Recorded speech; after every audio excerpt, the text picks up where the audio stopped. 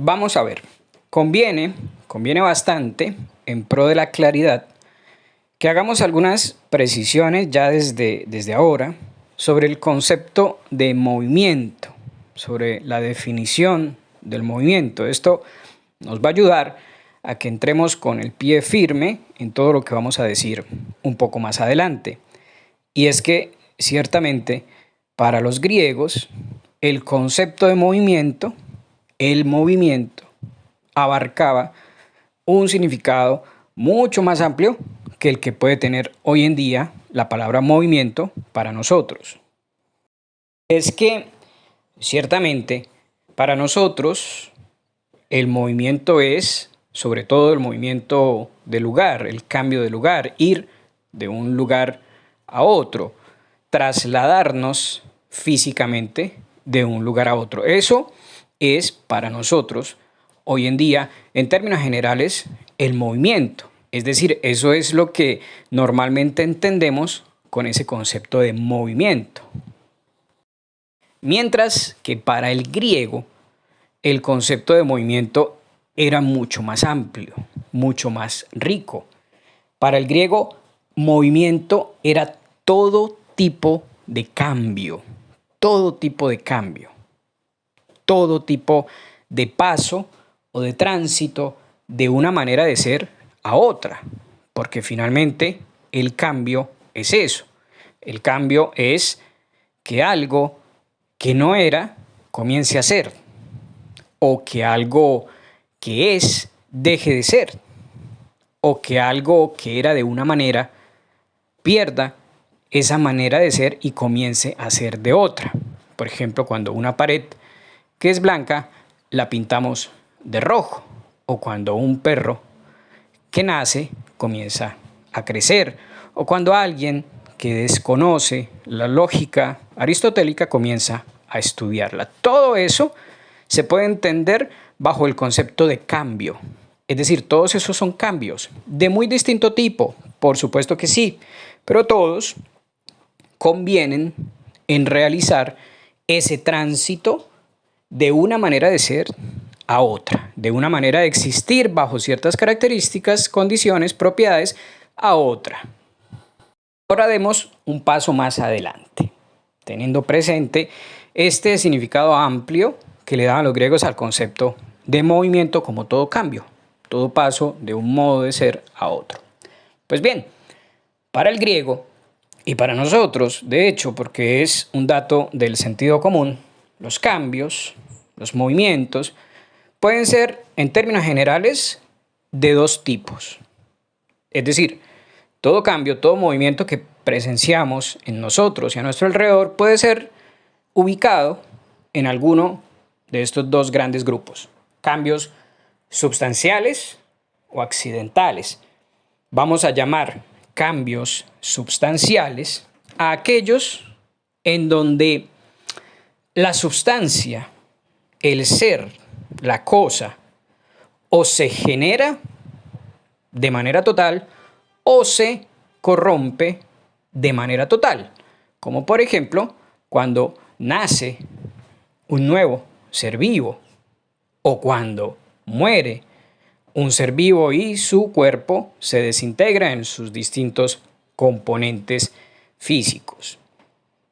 Ese será el cambio substancial, y se llama substancial porque es un cambio que afecta a la totalidad de la cosa, a la totalidad de la sustancia. También podríamos pensar en otro ejemplo, cuando consumimos un alimento, un pescado, una rica carne, un vegetal, lo que sea, que tiene una manera de ser substancial fuera de nuestro organismo, pero que al incorporarse por medio del proceso alimenticio se transforma en nuestra propia constitución anatómica, biológica, pasa a ser parte, deja de ser lo que era y pasa a ser, a través del metabolismo, de la digestión, de una serie de cambios químicos que ocurren en el organismo, pasa a ser realmente parte de nosotros. Es decir, nosotros no estamos conformados por un montón de pollo y cerdo y reses y vegetales y legumbres que nos hemos comido. Nuestro cuerpo es nuestro cuerpo, no es ni legumbres, ni cerdo, ni pollo, ni huevos, ni res, ni nada de eso. Ahí hay un cambio substancial. La cosa deja de ser lo que era para pasar a ser otra sustancialmente distinta. Mientras que el cambio accidental, como su nombre lo indica, será aquel cambio, aquella transformación, aquella mutación, aquel movimiento que no afecta a la totalidad de la cosa, a la totalidad del sujeto del movimiento, sino que lo afecta en alguna de sus características, como por ejemplo cuando me muevo de un lugar a otro. No dejo de ser sustancialmente lo que soy por el hecho de moverme de Bucaramanga a Barichara, por ejemplo. Eso es un cambio local, accidental con respecto a mi substancia total.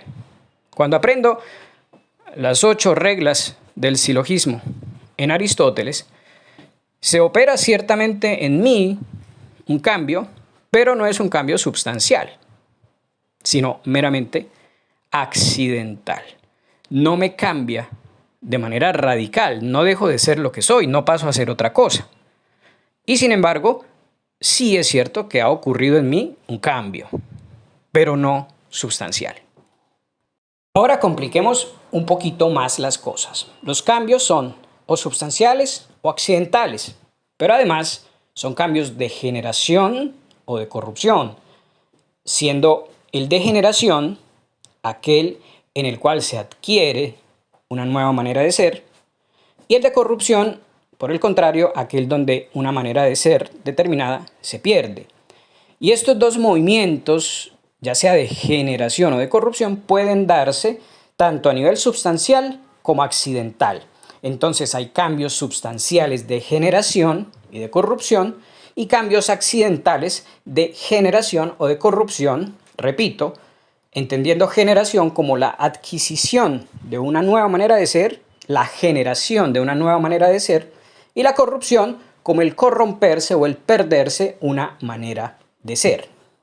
Entonces estamos ya en condiciones de usar un lenguaje un poco más técnico y entonces vamos a decir que el cambio substancial, ya sea de generación o corrupción, es el cambio simpliciter, es decir, el cambio en todo su sentido, el cambio simplemente como tal, el cambio total. Y en cambio, al cambio meramente accidental, ya sea de generación, es decir, de ganar un nuevo modo o de perderlo, pero a nivel accidental, le vamos a llamar cambio secundum quid.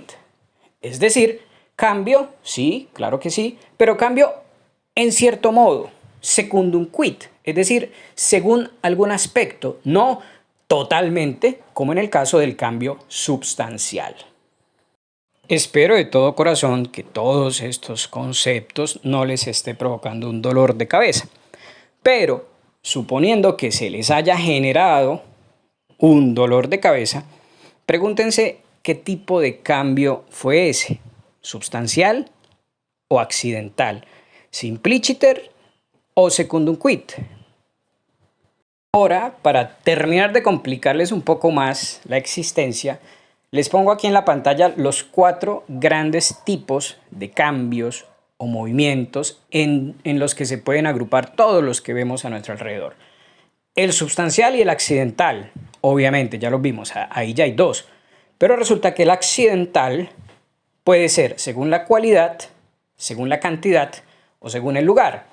Según la cualidad se llamará movimiento cualitativo, como cuando aprendo algo que no sabía o adquiero precisamente una cualidad que antes no tenía. El accidental según la cantidad, que vendrá a ser el movimiento o cambio cuantitativo, como por ejemplo cuando crezco, aumenta la cantidad, mi masa corporal. Y finalmente el accidental, pero según el lugar, que es el que todos conocemos o el que la mayoría entendemos en primer lugar, que es el movimiento local. El movimiento según el lugar. Bien, no los molesto más por ahora. Yo sé que cuesta trabajo tanto concepto, tanta clasificación, pero son cosas que conviene tener muy claras si es que pretendemos pisar con pie firme en la filosofía de la naturaleza, que se viene a resumir toda, a fin de cuentas, en un estudio profundo de la naturaleza y las condiciones del cambio.